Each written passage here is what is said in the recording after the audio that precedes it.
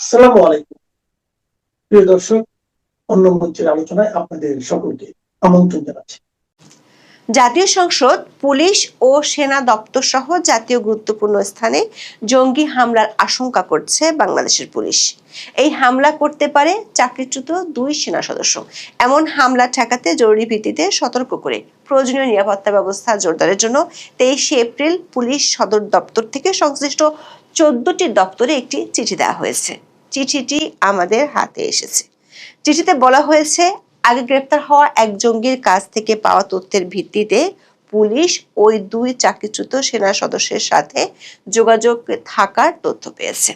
দেশের সার্বিক নিরাপত্তার জন্য এই গ্রুপটি অত্যন্ত ঝুঁকিপূর্ণ বলে মন্তব্য করা হয়েছে। এই খবরটি এমন এক সময় এসেছে যখন এরই মধ্যে গণমাধ্যমে খবর বেরিয়েছে বাংলাদেশের বিমান বাহিনীর কিছু সদস্যের সঙ্গে পাকিস্তানের জঙ্গি সংগঠন তেহরিকি তালেবান পাকিস্তান বা টিটিপি এর যোগাযোগ আছে। বিগত অন্তর্বর্তী সরকারের আমলে আওয়ামী লীগ আমলের জঙ্গি দমনের অভিযানগুলোকে নাটক বলে অভিযোগ করা হতো। ইউনূস প্রশাসন বুক ফুলিয়ে বলতো বাংলাদেশে কোনো জঙ্গি নেই। ইউনূসের আমলে জেল ভেঙে কিংবা জামিনে 450 জঙ্গি মুক্ত হওয়ার পর বলা হয়েছিল দেশে জঙ্গি নেই, আছে শুধু ছিনতাইকারী। অথচ নতুন সরকার দায়িত্ব নেওয়ার 2.5 মাসের মধ্যে জঙ্গিদের মধ্যে চাকরিচ্যুত সেনা সদস্যের সন্ধানই পাচ্ছে না। দেশের সবচেয়ে গুরুত্বপূর্ণ স্থানগুলোতে হামলার আশঙ্কা করছে সেই পুলিশই। নতুনভাবে জঙ্গিবাদের বিস্তার করতে দেওয়ার জন্য গত প্রশাসনে যারা কাজ করেছিল তাদেরকে আইনের আওতায় আনা হবে। আর যদি না হয় তাহলে রাষ্ট্রীয় নিরাপত্তা কি এভাবেই হুমকির মধ্যে রেখে দেওয়া হবে না? বিস্তারিত জানতে চলুন যাওয়া যাক বিশ্লেষণে।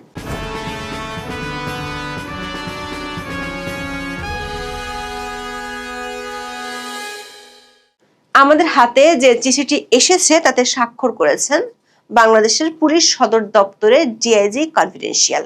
পুলিশ সদর দপ্তরের এই চিঠিটির বিষয় হলো নিষিদ্ধ ঘোষিত উগ্রবাদী সংগঠনের সমর্থক কর্তৃক গুরুত্বপূর্ণ স্থাপনায় হামলার পরিকল্পনা সংক্রান্ত। চিঠিটি 23 এপ্রিল পুলিশের প্রায় সবগুলো শাখা ও ইউনিটের প্রধানদের কাছে পাঠানো হয়েছে। পাশাপাশি সকল জেলার পুলিশ সুপার বা এসপিদের কাছেও পাঠানো হয়েছে। চিঠিতে বলা হয়েছে, জঙ্গি কার্যক্রমের সাথে জড়িত থাকার অভিযোগে সম্প্রতি পুলিশ ইশতিয়াক আহমেদ নামে একজনকে গ্রেপ্তার করেছিল। পুলিশের চিঠিতে ইশতিয়াক আহমেদকে নিষিদ্ধ ঘোষিত উগ্রবাদী দলের সদস্য বলা হলেও কোন দলের সদস্য সেটি উল্লেখ করা হয়নি। দর্শক, বাংলাদেশের জঙ্গি তৎপরতার অভিযোগে 2003 সাল থেকে 2023 সাল পর্যন্ত মোট 9টি সংগঠনকে নিষিদ্ধ করা হয়েছিল। এর মধ্যে 2003 সালে প্রথম সংগঠন হিসেবে শাহাদাতি আল হিকমাকে নিষিদ্ধ করা হয়েছিল। সবশেষ 2023 সালের 9 আগস্ট জামাতুল আনসার ফিল হিন্দাল সারাকিয়াকে নিষিদ্ধ করা হয়। 23 এপ্রিল পুলিশ সদর দপ্তর থেকে পাঠানো চিঠিতে দেখা যাচ্ছে নিষিদ্ধ সংগঠনের সদস্য ইশতিয়াক আহমেদের বেশ কয়েকটি নাম আছে। তিনি স্বামী বা আবু বকর কিংবা আবু মোহাম্মদ নামেও পরিচিত। চিঠিতে জানানো হয়েছে, এই ইশতিয়াক আহমেদের সাথে চাকরিচ্যুত 2 সেনা সদস্যের নিয়মিত যোগাযোগের তথ্য পুলিশ জানতে পেরেছে। শুধু যোগাযোগের তথ্যই নয়, ভয়ঙ্কর কিছু তথ্য পেয়েছে পুলিশ। চিঠিতে স্পষ্টভাবে বলা হয়েছে তারা রাষ্ট্রীয় গুরুত্বপূর্ণ স্থানগুলোতে হামলা চালাতে পারে।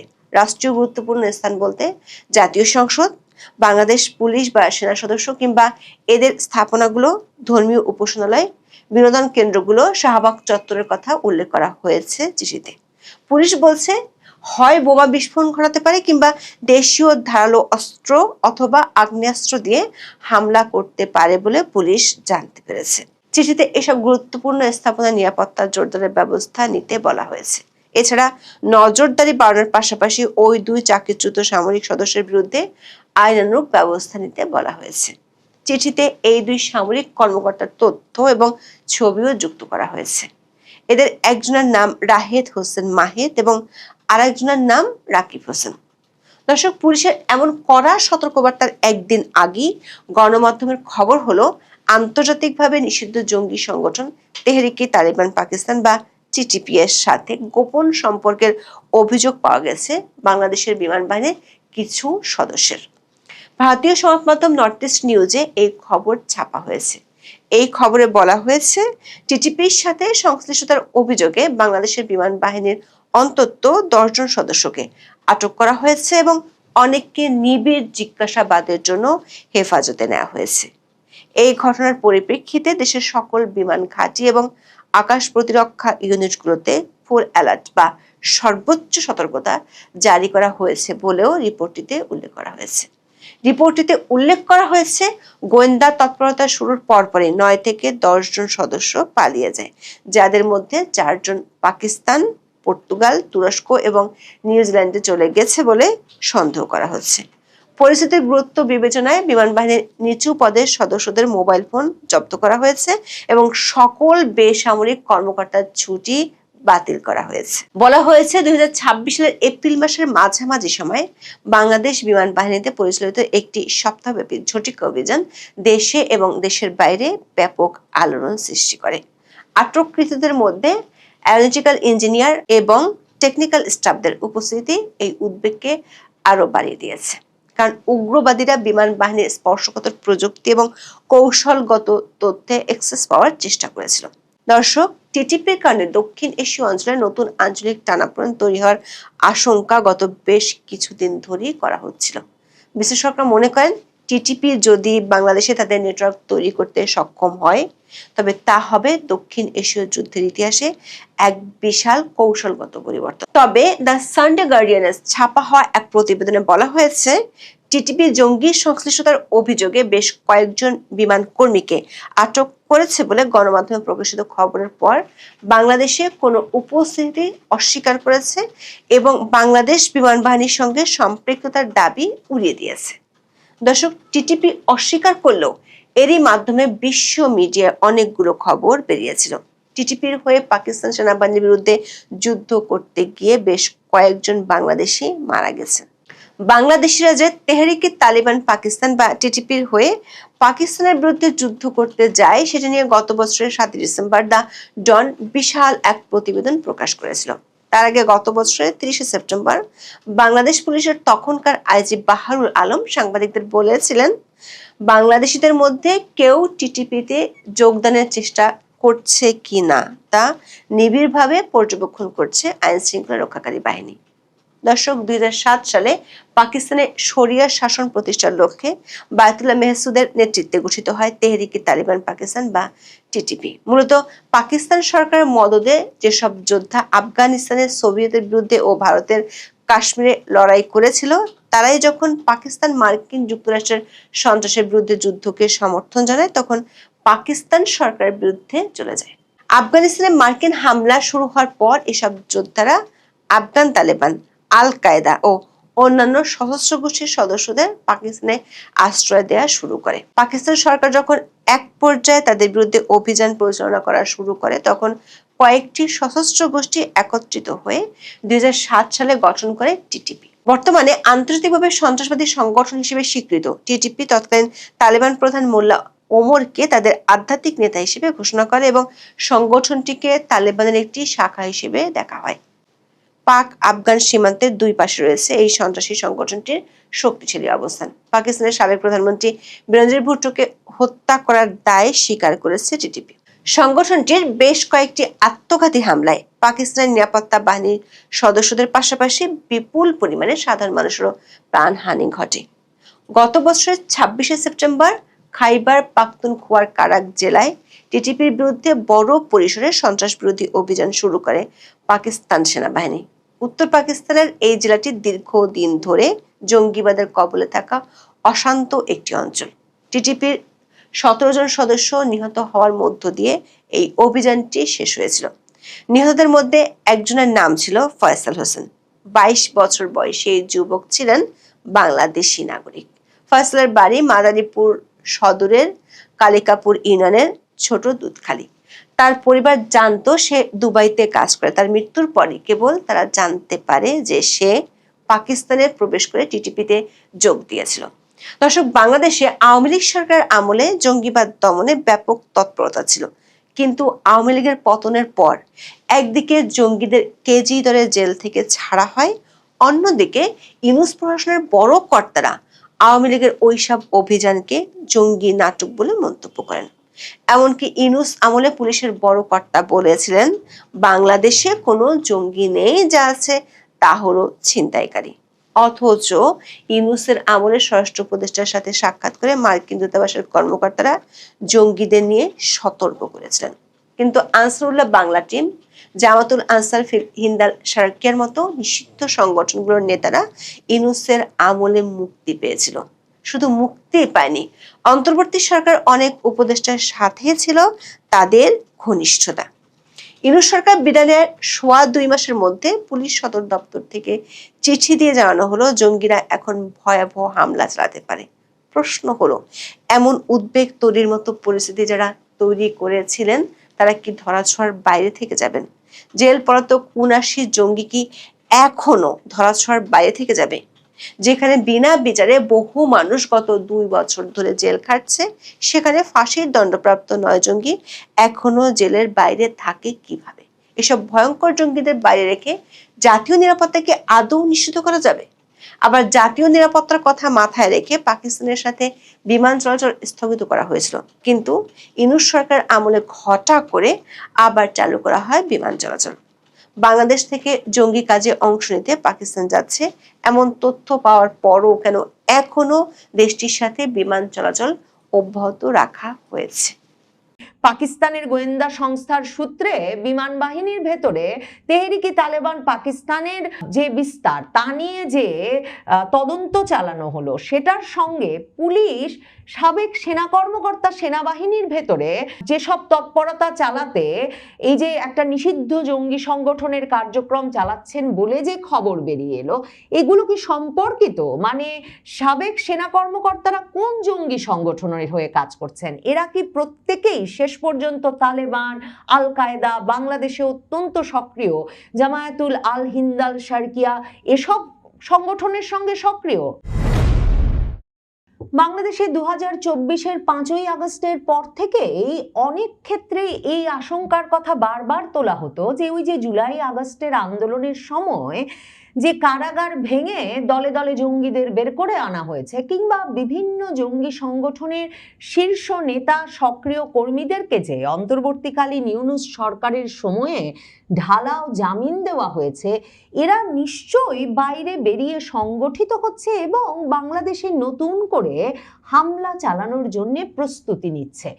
কিন্তু এখন যে ধরনের জঙ্গি নেটওয়ার্কের খবর বেরিয়ে আসছে, বাংলাদেশ বিমান বাহিনীর ভেতরে পাকিস্তানের গোয়েন্দা সংস্থার দেওয়া তথ্য অনুযায়ী এমন এক অভিযান পরিচালনা করতে হয়েছে সম্প্রতি, যেখানে পাকিস্তান গোয়েন্দা সংস্থা তথ্য দিয়েছে যে বাংলাদেশ বিমান বাহিনীর ভেতরে পাকিস্তানের নিষিদ্ধ সশস্ত্র জঙ্গি সংগঠন তেহরিকি তালিবানের ব্যাপক নেটওয়ার্ক গড়ে উঠেছে এবং বাংলাদেশের পুলিশের কাছে এমন তথ্য এসেছে যে কোনো একটি নিষিদ্ধ সক্রিয় সশস্ত্র সংগঠন বাংলাদেশে আবারও সংগঠিত হয়েছে এবং সেনাবাহিনীর 2 জন অন্তত সাবেক সদস্যের মাধ্যমে তারা সেনাবাহিনীতে এবং সশস্ত্র বাহিনীতে সক্রিয় সদস্য সংগ্রহ করছে এবং জঙ্গি হামলার জন্য প্রস্তুতি গ্রহণ করছে।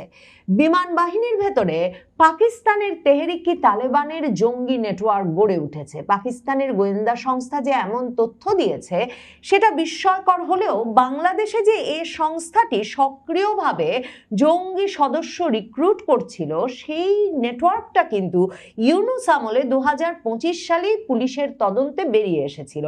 কারণ 2025 সালে পাকিস্তানের নিরাপত্তা বাহিনীর সঙ্গে তেহরিকি তালেবানের এক যোদ্ধাদের একটা মুখোমুখি সংঘর্ষের পর বাংলাদেশের এক তরুণ নিহত হওয়ার খবর পাওয়া যায় এবং 2025-এই অন্তত 2 জন তরুণ ফয়সাল এবং জুবায়ের, বাংলাদেশের এই 2 তরুণ পাকিস্তানি নিরাপত্তা বাহিনীর অভিযানে পাকিস্তানে নিহত হন।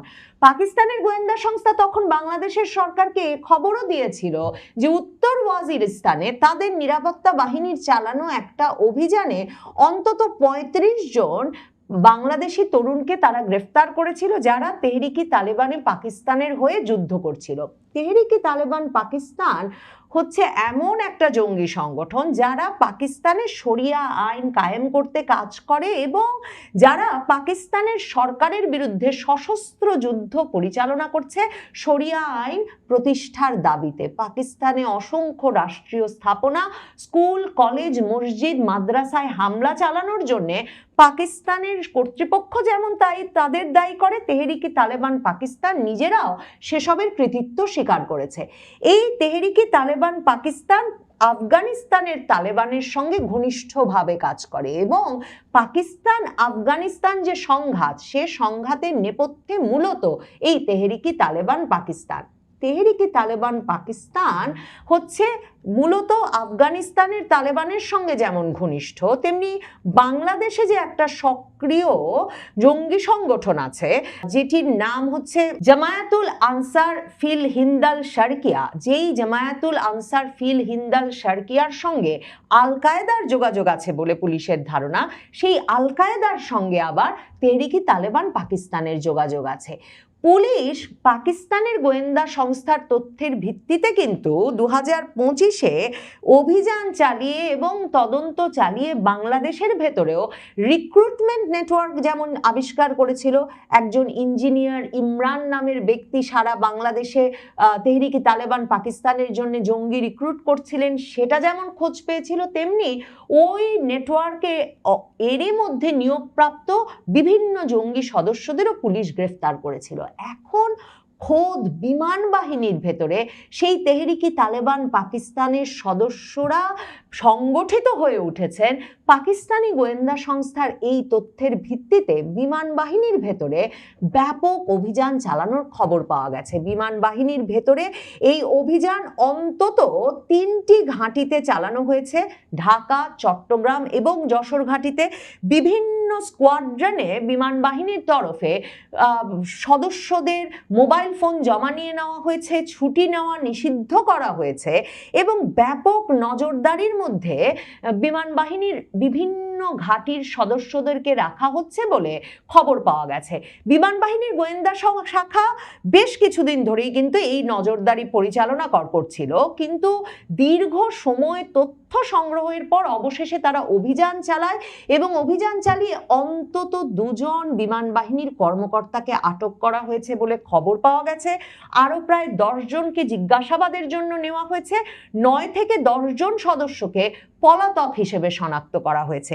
বাংলাদেশ পুলিশ কিন্তু এই তেহরিকে তালেবান পাকিস্তানের জঙ্গিরা কিভাবে পাকিস্তান আফগান সীমান্তে গিয়ে যুদ্ধে লিপ্ত হচ্ছে এ খবর যখন নিয়েছিল, তখন তারা দেখেছিল যে সরাসরি কেউ ওই সীমান্তে চলে যায় না, বিভিন্ন রুটের মাধ্যমে অবশেষে গিয়ে ওই সীমান্তে জড়ো হয়ে এই সদস্যরা তেহরিকে তালেবানের পাকিস্তানের পক্ষ হয়ে পাকিস্তানের নিরাপত্তা বাহিনীর বিপক্ষে যুদ্ধ শুরু করে। এক্ষেত্রে বিমান বাহিনী দেখেছে তাদের অন্তত 9 থেকে 10 জন সদস্য পলাতক আছেন। এদের কেউ কেউ পাকিস্তান, তুরস্ক, আবার কেউ কেউ নিউজিল্যান্ড বা পর্তুগালের মতো দেশে চলে গেছেন বলে বিমান বাহিনী তাদের তদন্তে চিহ্নিত করতে পেরেছে। এখন বিমান বাহিনীর যে তদন্ত চলছে সেখানে তারা বলছে সেনাবাহিনীর ভেতরেও এই তেহরিকে তালেবান পাকিস্তানের যে সদস্য সংগ্রহ অভিযান এবং এই যে জঙ্গি সংগঠনের বিস্তার, তাতে অন্তত 2 জন সেনা কর্মকর্তাও জড়িত থাকতে পারেন বলে তাদের ভেতরে একটা সন্দেহ আছে এবং সে কারণে সেনাবাহিনীর ভেতরেও নজরদারি চালানো হচ্ছে। যে 3টি ঘাঁটিতে বিমান বাহিনী অভিযান চালিয়েছে গোয়েন্দা তথ্যের ভিত্তিতে, ঢাকা, চট্টগ্রাম, যশোর, এই 3টি ঘাঁটি কিন্তু বিমান বাহিনীর জন্য, বাংলাদেশ বিমান বাহিনীর জন্য অত্যন্ত গুরুত্বপূর্ণ, কারণ এখানেই দেশের প্রধান প্রধান যুদ্ধ বিমান এবং রেডার সংক্রান্ত যে কার্যক্রমগুলো, মানে গোয়েন্দা কার্যক্রম চালানোর জন্যেও, যেটা প্রতিরক্ষা বিষয়ক তথ্য সংগ্রহের জন্যেও বিমান বাহিনীর যে সবচেয়ে গুরুত্বপূর্ণ ঘাঁটি, এই 3টি ঘাঁটি হচ্ছে সেই 3টি গুরুত্বপূর্ণ ঘাঁটি। এখন এই বিষয়গুলো যদি সত্যি সমাপ্তি হয় তখন সেনাবাহিনীর ভেতর, সশস্ত্র বাহিনীর ভেতর, বিমান বাহিনীর ভেতর এমন জঙ্গি নেটওয়ার্ক ঢুকে পড়ে তাদের এক রকমের নেটওয়ার্কের বিস্তৃতি ঘটাচ্ছে, সদস্য সংগ্রহ করছে, সদস্যরা পালিয়ে গিয়ে যুদ্ধে যোগ দিতে এরই মধ্যে পলাতক হয়েছেন। এই খবরগুলো যেরকম আশঙ্কার সৃষ্টি করে, বিশেষ করে যখন পাকিস্তানের মতো একটি দেশের, মানে অপর একটি দেশের গোয়েন্দা সংস্থার তথ্যের ভিত্তিতে একটি দেশের সশস্ত্র বাহিনীতে এমন অভিযান পরিচালিত হতে হয়, তখন যে ধরনের অস্বস্তি তৈরি হয়, তার পাশাপাশি পুলিশের কাছে এই গোয়েন্দা তথ্য এখন খুবই জোরে সরে এসেছে যে বাংলাদেশে একটা সক্রিয় নিষিদ্ধ জঙ্গি সংগঠন সেনাবাহিনীর ভেতর দুজন সাবেক সেনা কর্মকর্তার সূত্রে সক্রিয়ভাবে কাজ করছে, এবং ওই জঙ্গি সংগঠনটি বাংলাদেশের সংসদ ভবন, পুলিশ, র্যাব, সেনাবাহিনীর কোনো স্থাপনা কিংবা এ ধরনের কোনো স্পর্শকাতর স্থাপনায় হামলা চালানোর জন্যে বা কোনো বিনোদন কেন্দ্রেও হামলা চালাতে পারে সেরকম, বা ঢাকার শাহবাগ এলাকাতেও হামলা চালাতে পারে, তাদের কাছে যে তালিকা এসেছে তাতে মূলত এই লক্ষ্যবস্তুগুলোর কথা বলা হয়েছে। পুলিশ বলছে এই হামলা চালানোর জন্য তারা প্রস্তুত হচ্ছে বলে তাদের কাছে এখন গুরুতর গোয়েন্দা তথ্য আছে, এবং গোয়েন্দা তথ্যের ভিত্তিতে একদিকে যেমন পুলিশ এসব স্থাপনার নিরাপত্তা বৃদ্ধি করেছে, তেমনি এর পাশাপাশি বিভিন্ন বাহিনীর অস্ত্রাগারে হামলা হতে পারে এই তথ্যটাও পুলিশের কাছে এসেছে, এবং সে কারণে বিভিন্ন বাহিনীর অস্ত্রাগারগুলোতে যাতে হামলা ঘটতে না পারে, যেমনটা 2024-এর জুলাই আগস্টে হয়েছে, সে কারণেও পুলিশ বিশেষ ব্যবস্থা নিয়েছে। এখন ওই যে দুজন সাবেক কর্মকর্তার কথা উঠে এসেছে পুলিশের তদন্তে, এদের একজন সিলেটের বাসিন্দা, বর্তমানে ব্যবসা করছেন, আরেকজন ঢাকার ধামরাই এলাকার বাসিন্দা, তিনি বর্তমানে সাভারের একটা এলাকায় থাকেন, একটা কোম্পানিতে চাকরি করেন, এবং তাদের সঙ্গে যোগাযোগের সূত্র ধরে পুলিশ এখন তদন্ত এগিয়ে নিচ্ছে। এই ঘটনার পর থেকে বিভিন্ন স্থাপনায় পুলিশ তাদের নিরাপত্তা বাড়ানোর পাশাপাশি গোয়েন্দা নজরদারি যে বাড়িয়েছে, তাতে বোঝা যাচ্ছে যে বাংলাদেশের বাহিনীগুলো এই জঙ্গি তৎপরতার যে বিস্তার ঘটেছে বাহিনীর ভেতরে এবং বাইরে, সেগুলোকে গুরুত্বের সঙ্গে দেখা শুরু করেছে। কিন্তু প্রশ্ন হচ্ছে যে এগুলো কি বিচ্ছিন্ন ঘটনা, মানে পাকিস্তানের গোয়েন্দা সংস্থার সূত্রে বিমান বাহিনীর ভেতরে তেহরিকে তালেবান পাকিস্তানের যে বিস্তার তা নিয়ে যে তদন্ত চালানো হলো, সেটার সঙ্গে পুলিশ সাবেক সেনা কর্মকর্তা সেনাবাহিনীর ভেতরে যেসব তৎপরতা চালাতে এই যে একটা নিষিদ্ধ জঙ্গি সংগঠনের কার্যক্রম চালাচ্ছেন বলে যে খবর বেরিয়ে এলো, এগুলো কি সম্পর্কিত? মানে সাবেক সেনা কর্মকর্তারা কোন জঙ্গি সংগঠনের হয়ে কাজ করছেন? এরা কি প্রত্যেকেই শেষ পর্যন্ত তালেবান, আল কায়দা, বাংলাদেশে অত্যন্ত সক্রিয় জামায়াতুল আল হিন্দ আল শারকিয়া এসব সংগঠনের সঙ্গে সক্রিয়? এর চেয়েও গুরুত্বপূর্ণ যে বিষয়গুলো নিয়ে বহু বছর ধরে বাংলাদেশে সন্দেহ করা হয়, 2024-এর আগস্টের পরেও বারবার কথা হয়েছে যে বাংলাদেশের বিভিন্ন রাজনৈতিক দল যতটা সক্রিয় বাংলাদেশের সশস্ত্র বাহিনীর ভেতরে, এবং সেটা যেভাবে রাজনৈতিকভাবে বিভক্ত, বাংলাদেশের সশস্ত্র বাহিনীর ভেতরে নানা রকম জঙ্গি সংগঠন এক রকমের তৎপরতা চালাতে পারে কিনা, এক রকমের ব্রেইন ওয়াশ করার যে প্রক্রিয়া জঙ্গি সংগঠনের রিক্রুটমেন্টের ক্ষেত্রে, সেগুলো কি করে চলতে পারছে একটা সুশৃঙ্খল বাহিনীর ভেতরে, সেটা কিন্তু তদন্ত করে এবং সেটা একেবারে মূল পর্যন্ত গিয়ে উপড়ে ফেলাটা কিন্তু ভীষণভাবে প্রয়োজন। কিন্তু সেটা কি সত্যি বাংলাদেশের সশস্ত্র বাহিনীগুলো করতে চায়, নাকি বাংলাদেশের সশস্ত্র বাহিনীগুলো এক রকমের একটা নিরাপদ পরিবেশ দিতে চায় বিভিন্ন রাজনৈতিক শক্তির বাংলাদেশের সশস্ত্র বাহিনীর ভেতরে উত্থান এবং বিকাশের, এবং কিছু ক্ষেত্রে এমনকি সশস্ত্র বিপজ্জনক জঙ্গি সংগঠনেরও সেসব জায়গায় রিক্রুটমেন্টের একটা সুযোগ খোলা রাখতে চায়। বাংলাদেশের সাবেক সেনা কর্মকর্তাদের নিয়ে, সশস্ত্র বাহিনীর সাবেক কর্মকর্তাদের নিয়ে নানা রকম অভিযোগটা কিন্তু নতুন নয়। মানে এক জঙ্গি প্রশিক্ষণে বাংলাদেশের সশস্ত্র বাহিনীর কর্মকর্তারা জড়িত। তারা পাহাড়ে, সিলেটে, বিভিন্ন দুর্গম এলাকায় গিয়ে বাংলাদেশে বিভিন্ন জঙ্গি সংগঠনকে সশস্ত্র প্রশিক্ষণ দিয়ে আসছেন, যারা কিনা বিভিন্ন দেশে যুদ্ধে চলে যাচ্ছে, যারা কিনা ইন্টারন্যাশনালি আন্তর্জাতিকভাবে আল কায়েদা সহ বিভিন্ন নেটওয়ার্কের সদস্য হিসেবে পরবর্তীতে কাজ করছেন। এই অভিযোগে কিন্তু বাংলাদেশের সেনাবাহিনীর ভেতরে আগে এমনকি কোর্ট মার্শাল পর্যন্ত হয়েছে এবং সেনা আদালতে সেই বিচারে বিভিন্ন ব্যক্তির চাকরি গেছে, বিভিন্ন ব্যক্তির বিরুদ্ধে ব্যবস্থা নেওয়া হয়েছে। মেজর জিয়া নামে এক ব্যক্তি পলাতক ছিলেন পুরোটা সময় জুড়ে আওয়ামী লীগ আমলে। 2024-এর 5ই আগস্টের পরে বেরিয়ে এসে তিনি দাবি করেছেন তাকেও জঙ্গি নাটকে সেনাবাহিনী থেকে পদচ্যুত করে এক রকমের ফেরারি থাকতে বাধ্য করা হয়েছিল। অথচ সেই মেজর জিয়াকে ধরিয়ে দিতে পারলে ডলার পুরস্কার ঘোষণা করেছিল কিন্তু মার্কিন সরকার পর্যন্ত। কাজেই বাংলাদেশের সশস্ত্র বাহিনীর ভেতরে এ ধরনের ঘটনার বিস্তারে চমকে গেলেও এতে বিস্মিত হবার কিছু নাই, হতবাক হওয়ার কিছু নাই। আগামীতে এ ধরনের ঘটনা যাতে আবার ঘটতে না পারে এই সুশৃঙ্খল বাহিনীতে, সেক্ষেত্রে কি ব্যবস্থা নেবে বাহিনীগুলো, কিংবা আবার ক্ষমতার পালাবদল ঘটলে এ ধরনের বয়ানও যাতে পাল্টে না যায়, সে বিষয়গুলো নিশ্চিত করতে কি করবে সেটা জানা জরুরি। না হলে সাধারণ নাগরিকের পক্ষে নিরাপদ বোধ করা মুশকিল বৈকি।